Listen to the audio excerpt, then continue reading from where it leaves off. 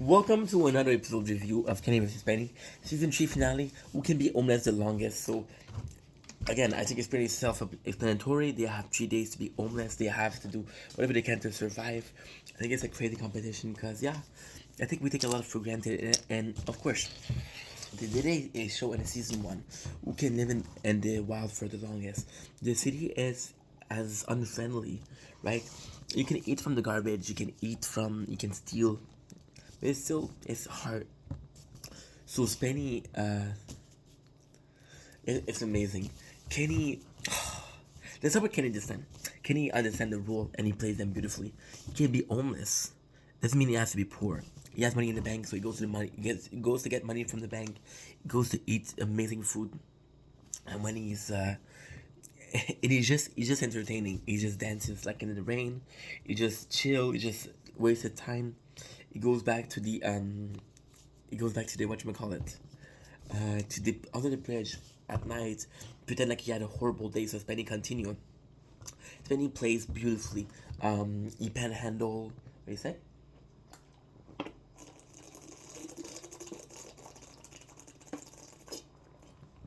He's trying to ask people for cash by tricking them. He really he's trying to pick up some garbage, and it's nutty because Kenny is. I think in this episode I have to agree with Kenny. If I was tasked with an episode like that, I would focus on making myself as better as possible, as good as possible.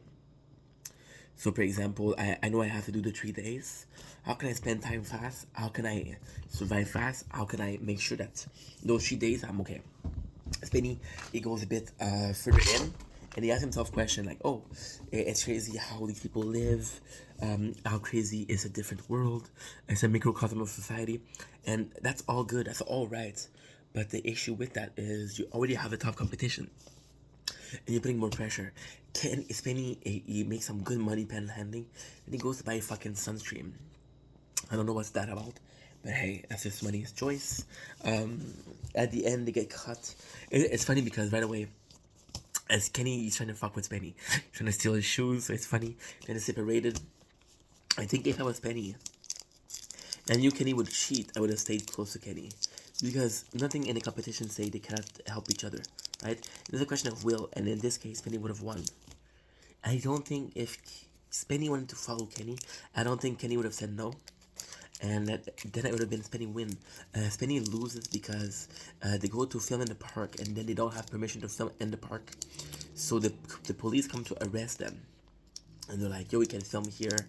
Then Kenny, he's insulting Spenny. Spenny like a dumbass. He punches Kenny in front of the police. Right? To him, it's a punch. It doesn't mean anything.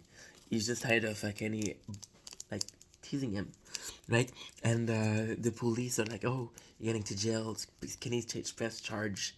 So Spenny goes to jail for one night. Then Kenny's like, "No charges." So Spenny doesn't have a criminal offense, but he did sleep in his cell, which means he wasn't homeless.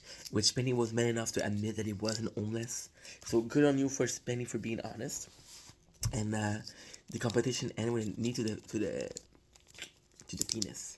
And I think his competition is kind of cool because, again, we would think that who can survive in the forest for the longest would be harder, but who can live in the city for the longest is as hard, right?